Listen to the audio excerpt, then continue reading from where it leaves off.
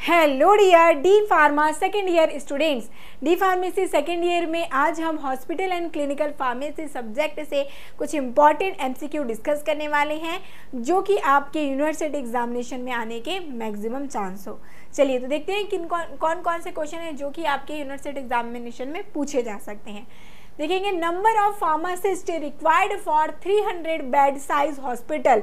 देखिए 300 bed size hospital में कितने फार्मासिस्ट चाहिए, ये क्वेश्चन पूछा गया है। ठीक है, और इसका जो टेबल मैं अभी आपको दिखाऊंगी उसे ध्यान से देख जाना। हो सकता है ये डेटा चेंज करके यही क्वेश्चन पूछ लिया जाए, 300 बोल दिया जाए, 100 बोल दिया जाए, 500 बोल दिया जाए, तो आपको ये क्वेश्चन बनना चाहिए, है ना। जहां पर हम बात करेंगे 300 यदि बेड हुआ तो हमें एटलीस्ट 10 फार्मासिस्ट तो हमारे हॉस्पिटल में होने चाहिए यदि हमारे हॉस्पिटल में 300 बेड हैं तो। समझ पा रहे हैं? ठीक है, चलिए अब हम देखते हैं इनका जो एक्सप्लेनेशन है। यहाँ पे आपको सारे लिस्ट लिख जाएंगे, कितने नंबर के बेड में कितना फार्मासिस्ट चाहिए हमें। तो यदि बहुत छोटा सा हॉस्पिटल है जहाँ अप टू 50 बेड 50 बेड बस हैं तो हमें एटलीस्ट 3 फार्मासिस्ट तो चाहिए ही। ठीक है, इस बात का ध्यान रखेंगे आप सभी। फिर यदि हमें 100 बेड है यदि किसी हॉस्पिटल में तो 5 फार्मासिस्ट तो चाहिए ही।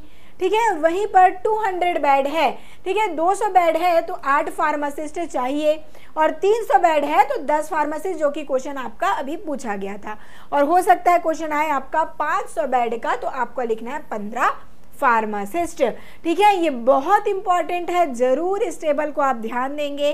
क्या करना है, 50 है तो 3 उठा लिया हमने, यदि 100 बेड है तो क्या करना है 5 फार्मासिस्ट। फिर क्या करना है, यदि 200 है तो 8 फार्मासिस्ट, फिर 2 बढ़ाया तो 10 फार्मासिस्ट, फिर 5 बढ़ाकर हो जाएगा 15 फार्मासिस्ट। क्लियर है आप सभी? ठीक है, चलिए तो ये टेबल आपके लिए इंपॉर्टेंट है, इसे बिल्कुल भी मिस नहीं करना। आगे बढ़ते हैं और क्या कुछ क्वेश्चन है। विच is the function of hospital pharmacy. इनमें से कौन सा फंक्शन है, कार्य है किसका, हॉस्पिटल फार्मेसी का। आप सभी जानते हैं हॉस्पिटल फार्मेसी में हम क्या स्टडी करते हैं, हॉस्पिटल के अंदर जो हमारा फार्मेसी होता है तो उनका जो ऑर्गेनाइजेशन है, उनका जो मेंटेनेंस है, उनकी इन्वेंट्री करो, सारी चीज़ें हम हॉस्पिटल फार्मेसी में सीखते हैं, जानते हैं। तो अब ये जो हमारा हॉस्पिटल फार्मेसी है जो कि हॉस्पिटल के अंदर खुला हुआ है, इनका क्या कुछ कार्य रहता है, फंक्शन रहता है, ये पूछा गया है। ठीक है, ऑप्शन देखिएगा, डिस्पेंसिंग दिया है, purchasing and inventory control, research and all of this दिया गया है। तो भाई डिस्पेंसिंग तो करता ही है। ठीक है, डिस्पेंस करना मतलब डिस्ट्रीब्यूट करना, क्या करना, बांटना, वितरण करना। ठीक है, तो वितरण तो करता ही है हॉस्पिटल वाला जो फार्मेसी स्टोर होता है तो दवाइयों को तो वितरण करता ही है। ठीक है, परचेस और इन्वेंट्री कंट्रोल अपने दुकान के लिए तो लेकर यार परचेस करता है medicine. Inventory control, inventory means क्या हुआ यहाँ पर, कोई भी सामान जो, अब हमें मेडिसिन की बात करें तो हमारा जो ड्रग है, मेडिसिन है, वही हमारा इन्वेंट्री हो जाएगा। ठीक है, जो हमारे बिजनेस में यूज हो, बिजनेस ही कहिए, है ना, जो हमारा हॉस्पिटल है वो एक प्रकार से बिजनेस है यदि बात करें तो। ठीक है, तो वहाँ पे इन्वेंट्री क्या होगा, जैसे कि कोई कपड़े का बिजनेस कर रहे हैं तो वहाँ पे जो उनकी क्लॉथ है वो इन्वेंट्री है। तो वैसे ही हमारा ये इन्वेंट्री क्या है, जो मेडिसिन वगैरह जो लाएंगे वो इन्वेंट्री है। तो इनका मैनेजमेंट करना, रिसर्च करना, जी हाँ, कि क्या कुछ नई कोई डिसीज़ तो नहीं आ रही तो उनकी प्रिवेंशन वगैरह ट्रीटमेंट के लिए रिसर्च करना। तो ये सभी फंक्शन किनका है, ऑल ऑफ दिस हो जाएगा करेक्ट आंसर, जो कि फंक्शन है हॉस्पिटल फार्मेसी का। ठीक है, बेसिक से समझते जाइए, कोई भी दिक्कत नहीं होगा। यदि आपने अच्छे से स्टडी नहीं किया है तो भी यहाँ पर से आपकी क्लियर हो जाना है पूरा कॉन्सेप्ट। फंक्शन है क्या कुछ, तो डिस्पेंसिंग, परचेसिंग, ठीक है, और साथ ही साथ रिसर्च, टीचिंग, कंट्रोल, ये क्या अदर स्टाफ्स हैं, other medical staff, nursing staff, इनको क्या करना, गाइड करना। ठीक है, क्योंकि आपको ही सबसे ज़्यादा मेडिसिन की जो फार्मेसी की है उन्हीं को सबसे ज़्यादा नॉलेज है मेडिसिन की, तो उनको भी गाइड करना। ठीक है, तो ये सारे फंक्शन हॉस्पिटल फार्मेसी के होते हैं। ओके, चलिए नेक्स्ट है, pharmacy and therapeutic committee is composed of. अब जो आपका फार्मेसी एंड थेरेपेटिक कमेटी बनता है हॉस्पिटल में, ठीक है, जिसको हम PTC, हो सकता है फुल फॉर्म पूछ लिया जाए PTC करके, तो वो क्या है, फार्मेसी एंड थेरेपेटिक कमेटी होती है। तो अब यहाँ पर हॉस्पिटल में जो आपके मेडिकल स्टाफ हैं वो कौन कौन होते हैं, एक तो होगा फिजिशियन, ठीक है, एक होते हैं फार्मासिस्ट और एक होते हैं नर्स। ये 3 चीज़ें होती हैं जो कि पूरी चीज़ों को रेगुलेट करती हैं हॉस्पिटल में, है ना। तो यही तीनों की कमेटी बनती है जिनको हम फार्मेसी एंड थेरेपेटिक कमेटी कहते हैं, ठीक है, जहाँ पर फिजिशियन मीन्स डॉक्टर, फार्मासिस्ट और स्टाफ जो नर्सिंग स्टाफ। तो यहाँ पर करेक्ट आंसर हो जाएगा ऑल ऑफ द अबोव, ठीक है। ये आपका इस प्रकार से क्वेश्चन पूछा जाएगा, ये सभी इंपॉर्टेंट क्वेश्चन है, इसे ध्यान में रखिएगा। Medical staff, hospital and pharmacist, इन 3 से मिलकर बनते हैं क्या, कुछ तो फार्मेसी एंड थेरेपेटिक कमेटी ये बनती हैं। नेक्स्ट है in the composition of PTC the pharmacist work as.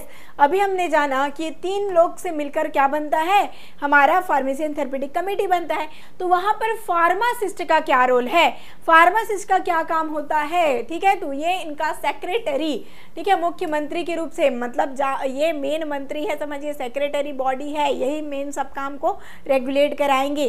तो ये क्या होते हैं, सेक्रेटरी कहलाते हैं फार्मासिस्ट जो होते हैं, ठीक है, मेन नेता होते हैं कह लीजिए इन तीनों के बीच में, ठीक है। तो ये क्या होंगे, सेक्रेटरी होते हैं, और आपके हॉस्पिटल एडमिनिस्ट्रेशन ही तो मेन डायरेक्टर हैं, ठीक है।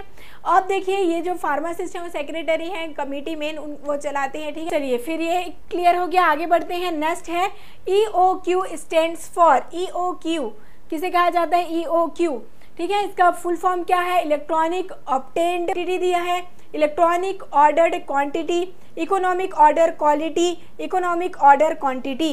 तो क्या होगा, EOQ का full form economic order quantity. Economic order quantity में के थ्रू ही हम क्या करते हैं, इन्वेंट्री कंट्रोल को मैनेज कर पाते हैं, ठीक है, जिससे कि कितना कुछ ऑर्डर हुआ है इन्वेंट्रीज का, ये सारी चीज़ें सबसे बेस्ट वे होता है इन्वेंट्री कंट्रोल के मैनेजमेंट में इकोनॉमिक ऑर्डर क्वांटिटी के मेथड, ठीक है। तो यहाँ पे इकोनॉमिक ऑर्डर क्वांटिटी हो जाएगा करेक्ट आंसर, ठीक है। ये मेन आपके इन्वेंट्री कंट्रोल के लिए बेस्ट मॉडल कहलाता है। यहीं पर हम क्वांटिटी के अकॉर्डिंग आइडिया हमें मिलता है कि कितना कुछ ऑर्डर यहाँ पर करना है इन्वेंट्रीज के, ठीक है। चलिए ILR can maintain the temperature in what range. ILR होता क्या है, सबसे पहले ये आप समझिए। तो ये क्या है, I फॉर होता है आइस, I फॉर आइस, और L फॉर लाइंड, ठीक है, और R फॉर क्या होता है, रेफ्रिजरेटर, ठीक है। तो ये जो आपके आइस लाइंड रेफ्रिजरेटर, ये कैसे रेफ्रिजरेटर होते हैं, जहाँ पर आपने देखा होगा, आपके कॉलेजेस में भी होगा, जहाँ पर आपने ये देखा होगा कि जब कोई आइसक्रीम वगैरह वाला शॉप में आते होंगे, आप लोग देखते होंगे या आइसक्रीम वाला आता है जब रोड में, तो एक उनके पास आइस की बॉक्स होती है, ठीक है। तो उसी प्रकार से क्या होता है, आइस लिंड रेफ्रिजरेटर जो कि मूवेबल होगा, और ये क्या होगा, ये इनका टेम्परेचर, क्योंकि यहाँ पे वैक्सीन वगैरह रखना है तो ये बहुत ही कोल्ड होंगे, जहाँ पे 2 से 8 डिग्री का सेल्सियस हमें मेंटेन करके रखना पड़ता है रेफ्रिजरेटर का, ठीक है। यहाँ पे वैक्सीन वगैरह स्टोर करके रखी जाती हैं, तो 2 से 8 डिग्री सेल्सियस हो जाएगा। इस प्रकार से देखिए मूवेबल होगा, और ये पूरा आइस का बैग, जैसे कि आपने आइसक्रीम वगैरह वाला देखा होगा कॉलेज वगैरह, वहाँ पर भी ये प्रेजेंट तो रहता है, जहाँ पर जो मेडिसिन है, वैक्सीन वगैरह उनको रखे जाते हैं, ठीक है। चलिए कुछ ऐसे ड्रग जिनके लिए टेम्परेचर कम की जरूरत होती है उनको। नेक्स्ट है ICCU मीन्स, ICCU का फुल फॉर्म क्या है, इंटेंसिव कोरोनरी केयर यूनिट। जी हाँ, यही होता है इनका full form, ICCU intensive care coronary care unit, जहाँ पर क्या होता है, कोरोनरी मीन्स ये हार्ट को रिप्रेजेंट करता है, जहाँ पर हार्ट रिगार्डिंग, हार्ट मीन्स दिल के रिगार्डिंग कोई भी प्रॉब्लम हो, heart attack, coronary artery disease, तो इस प्रकार से क्या होते हैं, जितने भी हार्ट के प्रॉब्लम होते हैं वो क्या कहलाता है आपका, यहाँ पे इनका सेक्शन होता है। जैसे आपने देखा होगा नियोनेटल मीन्स क्या होता है, जहाँ पर न्यू बॉर्न बच्चों को रखा जाता है, जीरियाट्रिक मतलब जहाँ पर ओल्ड जो पेशेंट है उनको रखा जाता है। तो इस प्रकार से ये सभी क्या कहलाते हैं, ये इनका यूनिट होता है जहाँ इनको रखा जाता है। तो जहाँ पे हार्ट रिगार्डिंग कोई प्रॉब्लम है उनकी ट्रीटमेंट होती है, उस सेक्शन को इंटेंसिव कोरोनरी केयर यूनिट कहा जाता है, जिसको शॉर्ट फॉर्म में ICCU कहती हैं। हो सकता है आपको बहुत से यहाँ पर हॉस्पिटल फार्मेसी में एब्रीवेशन देखने को मिलते हैं, इनसे क्वेश्चन पूछा जाता है, इसलिए इनको याद में आप रखना, ठीक है। जो इंटेंसिव कोरोनरी केयर यूनिट इसको हम कहते हैं, जहाँ पे हार्ट रिगार्डिंग सभी चीज़ों का ट्रीटमेंट किया जाता है।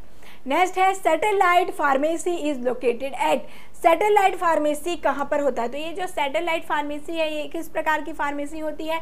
हर फ्लोर पर, जैसे कि बहुत बड़ा हॉस्पिटल है, हॉस्पिटल फार्मेसी में सबसे पहले आप यही इमेजिन करिए एक बहुत बड़ा हॉस्पिटल है, तो वहाँ पर जो चीज़ें चलती हैं वही आपको यहाँ पर क्वेश्चन दिए जाएंगे।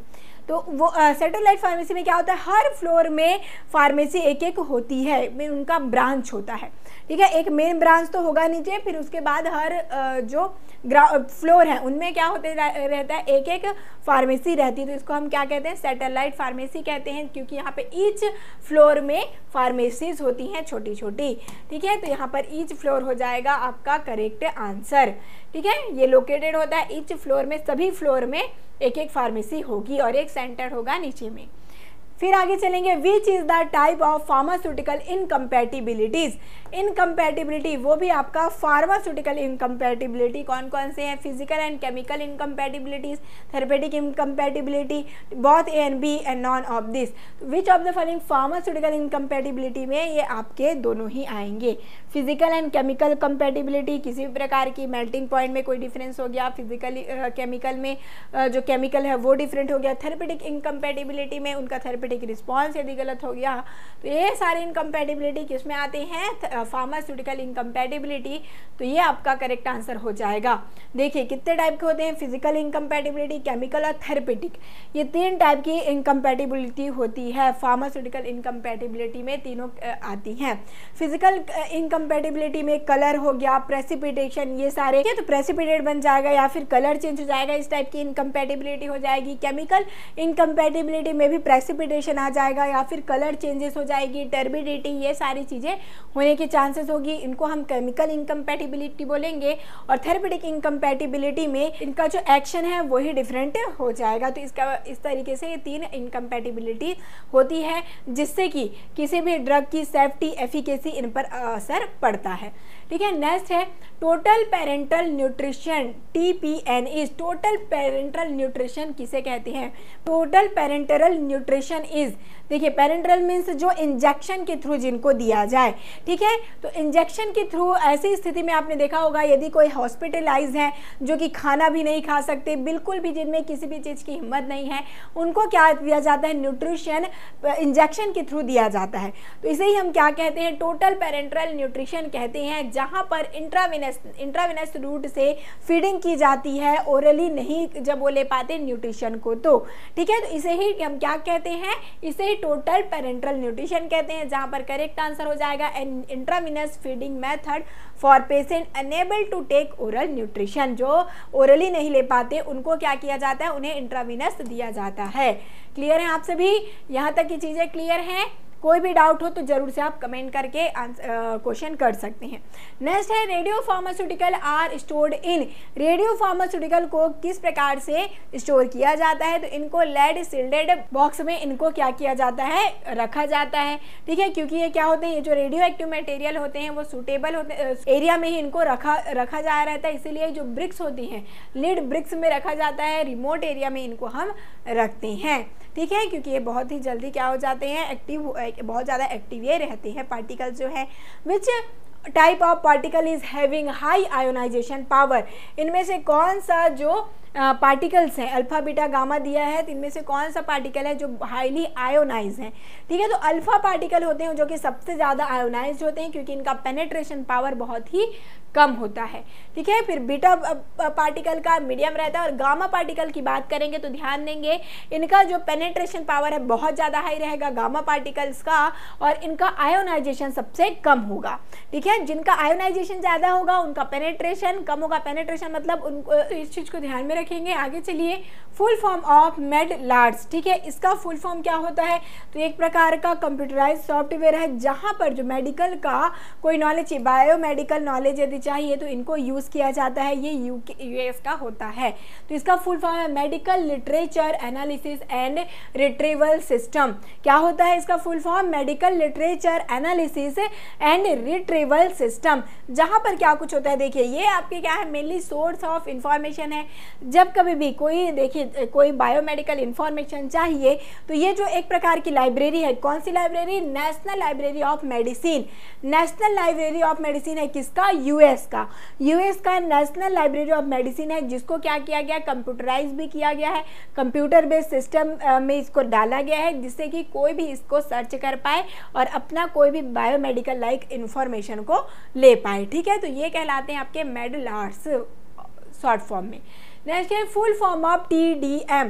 TDM थेरेपेटिक ड्रग मॉनिटरिंग, क्या कहते हैं इसको हम लोग, T से थेरेपेटिक, D से ड्रग और M से मॉनिटरिंग, जहां पर क्या किया जाता है, ब्लड का कॉन्सेंट्रेशन ड्रग में क्या कुछ है और साथ ही साथ मिनिमम इनका रिस्क फैक्टर होना चाहिए, इनको डिटरमाइन करते हैं थेरेपेटिक ड्रग मॉनिटरिंग में।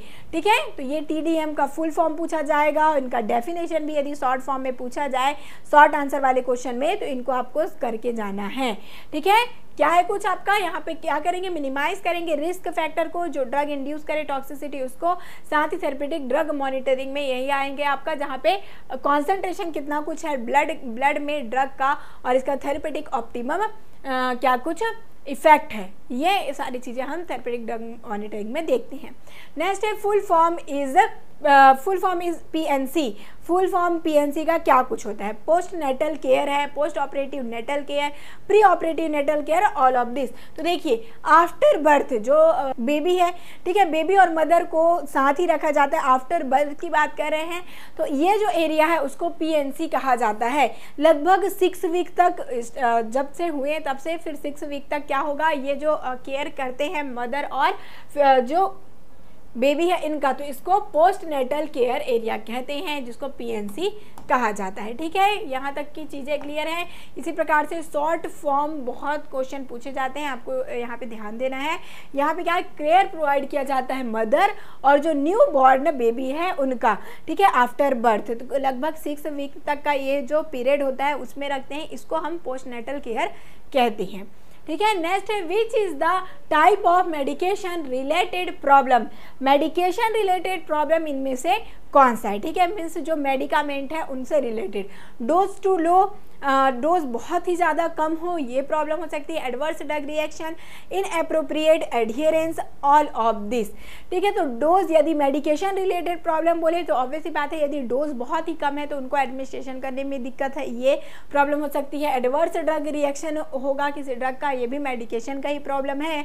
और इनएप्रोप्रिएट एडहियरेंस, एडहियरेंस मतलब पालन करना, ठीक है, तो जैसे कि प्रिस्क्रिप्शन में बोला गया है जिस वे में लेने को उस वे में ना लिया जाए तो वो क्या होगा, वो इनअप्रोप्रिएट एडहियरेंस में आएगा। ठीक है, तो यहाँ पे ऑल ऑफ दिस हो जाएगा करेक्ट आंसर। ठीक है, तो मेडिकेशन रिलेटेड प्रॉब्लम कौन कौन से होते हैं, अननेसेसरी ड्रग थेरेपी, ठीक है, किसी भी प्रकार की जो यूज में नहीं है, ठीक है, नेसेसरी नहीं है, जरूरी नहीं है, उस वो थेरेपी आ जाएगी आपकी मेडिकेशन प्रॉब्लम में। रॉन्ग ड्रग हो जाएगा inappropriate adherence. Additional drug therapy, dose यदि बहुत ही कम हो तो और डोज बहुत ही ज़्यादा हो तो ये दोनों ही क्या होगा, एक प्रकार का मेडिकेशन का प्रॉब्लम ही है। ठीक है, adverse drug reaction and drug interaction, drug interaction और एडवर्स ड्रग रिएक्शन तो मेडिकेशन रिलेटेड प्रॉब्लम है ही। ठीक है, चलिए इसमें कोई डाउट होना ही नहीं चाहिए। नेक्स्ट है which of the following term refer to the kidney function.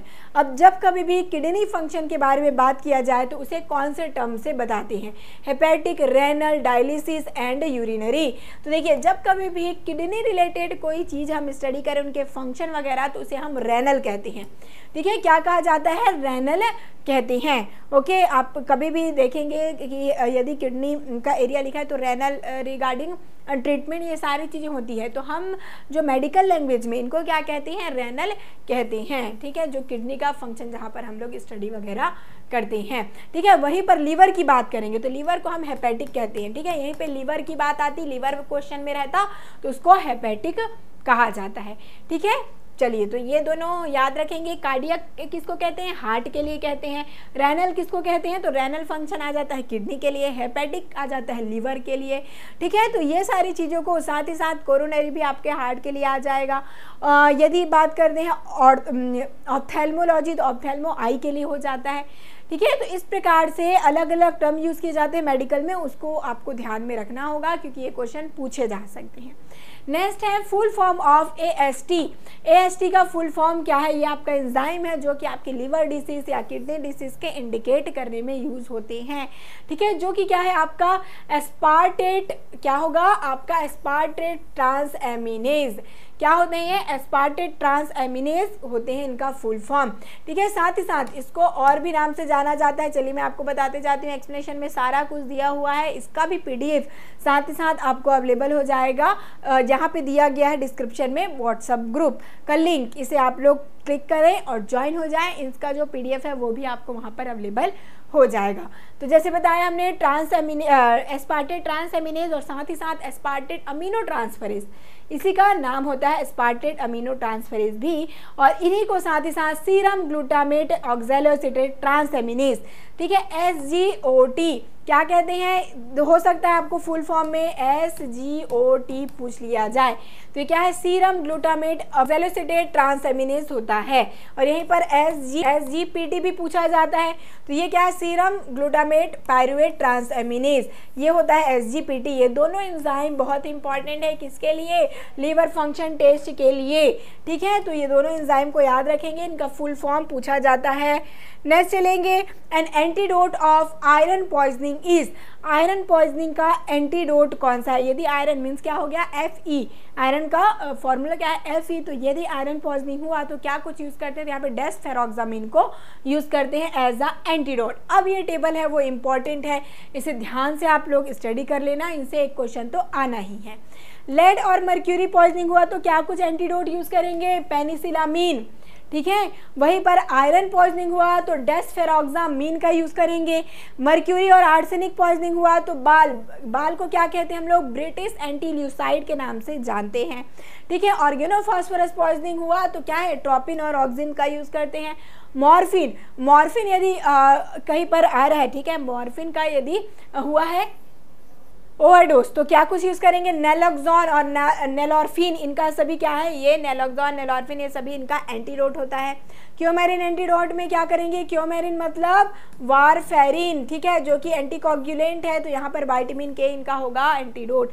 वहीं पर हिपेरिन भी क्या है? एंटीकोगुलेंट, ठीक है। अब एंटीकोगुलेंट हिपेरिन का ओवरडोज हुआ तब क्या कुछ है? प्रोटामीन सल्फेट का यूज करते हैं। और सबसे इंपॉर्टेंट पैरासीटामॉल, जिसको एसिटोअमीनोफेन कहते हैं, इनके पॉइजनिंग में क्या कुछ यूज किया जाता है? N-एसिटाइलसिस्टीन का यूज हम करते हैं, ठीक है। ये बहुत इंपॉर्टेंट क्वेश्चन है, इनको ध्यान में रखेंगे, बहुत ही इंपॉर्टेंट ये रहने वाले हैं, एंटीडोट से क्वेश्चन आता ही है, ठीक है। नेक्स्ट है, when the nature of ingested poison is not known of antidote is used dash type. जब पॉइजन क्या है ये नहीं पता हो, समझ पा रहे हैं क्वेश्चन क्या है?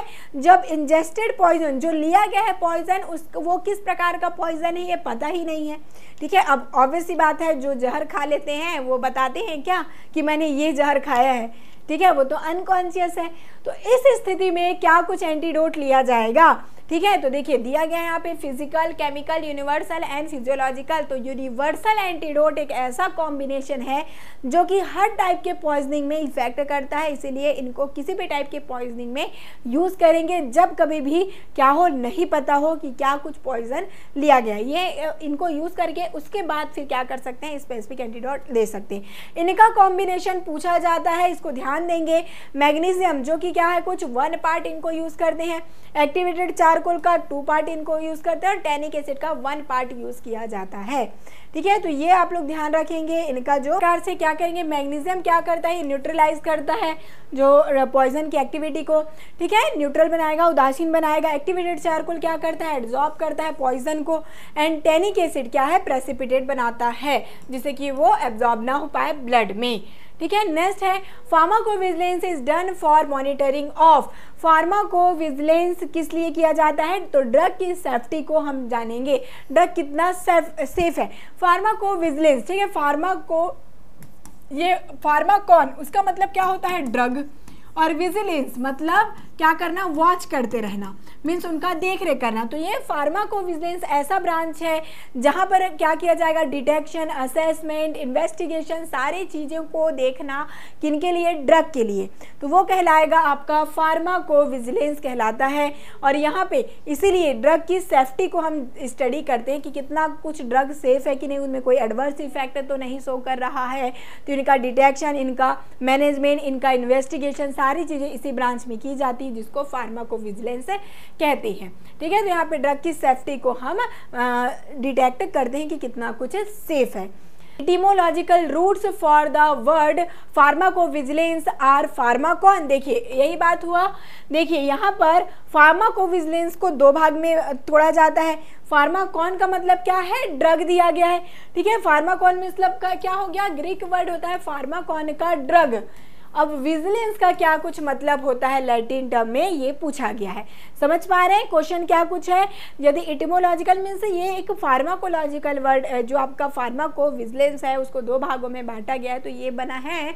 तो विजिलेंस का मतलब होता है टू कीप वॉच, मैंने अभी बताया जस्ट आपको प्रीवियस क्वेश्चन में, देखना, वॉच करना, मॉनिटरिंग करना, ड्रग का क्या कुछ इफेक्ट है, कोई साइड इफेक्ट तो नहीं, कोई किसी भी प्रकार की एडवर्स इफेक्ट तो नहीं, तो इनको हम क्या कहते हैं, ये फार्माकोविजिलेंस कहलाता है। ये ब्रांच फार्माकॉन मीन्स ड्रग और vigilance means to keep watch मतलब देखते रहना उनके इफेक्ट को, ठीक है, डिटेक्ट करना। Next, which of the following are the type of drug interaction. Drug interaction का क्या क्या टाइप हो सकती है, इतने टाइप के ड्रग इंटरेक्शन होती हैं। ठीक है, तो ड्रग के साथ हम जो फूड खा रहे हैं वो इंटरेक्ट कर सकता है, एक के साथ दूसरा कोई ड्रग ले रहे हैं तो ड्रग ड्रग इंटरेक्शन हो सकता है। ठीक है, जो डिसीज़ है हो सकता है उनके साथ ड्रग डिसीज़ इंटरेक्शन हो, तो इस अलग, तो ये क्या कहलाता है, interaction, drug drug interaction, drug food, drug disease interaction. तो यहाँ पे ऑल ऑफ दिस हो जाएगा करेक्ट आंसर। साथ ही साथ drug laboratory test interaction, drug environment interaction, तो इस प्रकार से 5 इंटरेक्शन होते हैं, उनको जरूर से करके जाइएगा, इनसे जरूर क्वेश्चन पूछा जाता है। ड्रग इंटरेक्शन से आपके शॉर्ट टाइप या लॉन्ग टाइप क्वेश्चन आने तो बनते ही हैं। ठीक है, तो इनको मिस बिल्कुल नहीं करना। नेक्स्ट है, what type of medication error occur when an incorrect drug और डोज इज सेलेक्टेड। जब कभी भी इनकरेक्ट कोई डोज को सेलेक्ट कर लिया जाए, डोज यदि इनकरेक्ट हो गया तो किस टाइप का मेडिकेशन एरर कहलाएगा। ये ऑप्शन है prescription error, transcription error, dispensing error और administration error. What type of medication error occur when an correct drug और डोज इज सेलेक्टेड। जब कभी भी इनकरेक्ट डोज और ड्रग को सेलेक्ट किया गया है, ठीक है, तो वो क्या हो सकता है, कौन सा एरर हो। तो यहाँ पे देखिए, जब हम प्रिस्क्रिप्शन बना रहे हैं, ठीक है, प्रिस्क्रिप्शन जिन्होंने बनाया है वहाँ पर उन्होंने गलत डोज दे दिया है या गलत मेडिकेशन दे दिया है, तो ये क्या कहलाएगा, प्रिस्क्रिप्शन एरर कहलाएंगे। जब कोई डोज में एरर हो जाए, ठीक है, तो या इनकरेक्ट ड्रग दे दिया जाए तो वहाँ पे प्रिस्क्रिप्शन एरर ही होता है। ठीक है, प्रिस्क्रिप्शन एरर में क्या हो गया, जो प्रिस्क्राइब्ड ऑर्डर है, ठीक है, वही रॉन्ग है, तो यहाँ पर इम्प्रॉपर डोज और ड्रग का सिलेक्शन होगा। ठीक है, चलिए नेक्स्ट है, what type of medication error is incorrect doses form. अब देखिए डोजेस फॉर्म इनकरेक्ट हो गया है। अब यहाँ पर बोला गया है, देखिए यदि मेडिकेशन एरर हुआ, ड्रग का कोई एरर हुआ तो ड्रग कौन डिसाइड करेगा, फिजिशियन जिन्होंने प्रिस्क्रिप्शन दिया है, तब वो प्रिस्क्रिप्शन एरर होगा। पर वहाँ पर लिखा गया है जो मेडिसिन, और आपने कोई गलत डोजेस फॉर्म दे दिया गया है, ठीक है, जैसे कि देना था IV रूट, आपने दे दिया है उसको टैबलेट या कोई भी कैप्सूल वगैरह, तो ये क्या है कहलाएगा, डिस्पेंसिंग एरर। डिस्पेंसिंग एरर में आते हैं कि जो आपने डिस्ट्रीब्यूट किया वो क्या है, वो रॉन्ग डोजेस फॉर्म है, तो डोजेस फॉर्म एरर में डिस्पेंसिंग एरर आएंगे। ठीक है, तो इसको आप ध्यान में रखेंगे, किसी भी प्रकार का डोजेस फॉर्म हो गया, मिसकैलकुलेशन हो गया डोज का, तो ये सभी केस में आते हैं, डिस्पेंसिंग एरर में आती हैं। तो मेडिकेशन एरर से क्वेश्चन आता ही है, इनको मिस नहीं करिएगा, आपके शॉर्ट और लॉन्ग आंसर वाले में भी पूछे जा सकते हैं। ओके, तो इस प्रकार से ये 25 क्वेश्चन बहुत इंपॉर्टेंट है, इनके सॉल्यूशन को स्पेशली आप रीड करके जाइएगा। इनके अकॉर्डिंग कोई भी क्वेश्चन आता है तो आप उसको फिर आसानी से सॉल्व कर पाएंगे। और इसका PDF भी आपको व्हाट्सएप ग्रुप में दे दिया गया है, जिसका लिंक डिस्क्रिप्शन बॉक्स में है, वहाँ पर से ज्वाइन हो जाइए और ये PDF फिर आपको अवेलेबल करा दी जाएगी। ठीक है, और किसी भी सब्जेक्ट का आपको चाहिए यदि, तो आप जरूर से क्या करेंगे यहाँ पर मॉडल पेपर के लिए। ठीक है, चलिए तो मिलते हैं नेक्स्ट मॉडल पेपर के साथ। All the best.